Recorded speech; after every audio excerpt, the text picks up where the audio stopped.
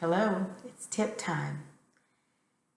You know, it's always an uncomfortable situation when you're thinking to yourself, should I tip or should I not tip? But the bottom line is, it's still something you're going to really have to think about. So, I've given you in a previous speech some information on why you should tip and how it got started. Now, I'm going to give you information on reasons to abolish the tip. So according to the Huffington Post, they actually posted 9 very good reasons why tipping should be abolished. Amongst those, it really does hurt the overall system. And when we say that, let me give you just a quick example of a person that may be on welfare.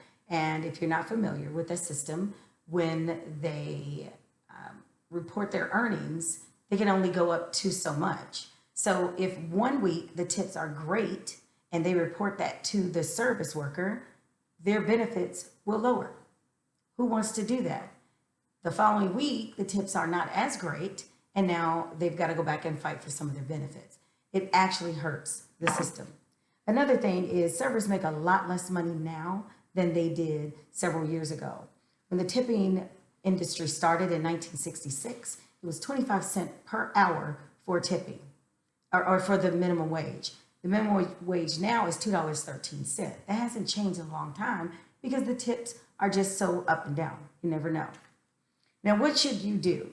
Well, my suggestion is only give a tip for above and beyond service. If your server does an amazing job, fine, great, compensate them.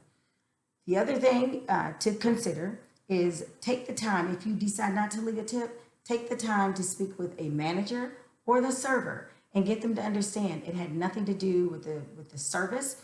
The food was delicious. The prices were great. You just don't feel that you should have to give extra money for nothing. That will in turn force the business owner to provide a maximum wage. Remember, it's minimum wage, not maximum wage. Today I talked to you about tipping and some of the reasons why the Huffington Post said that it should be abolished.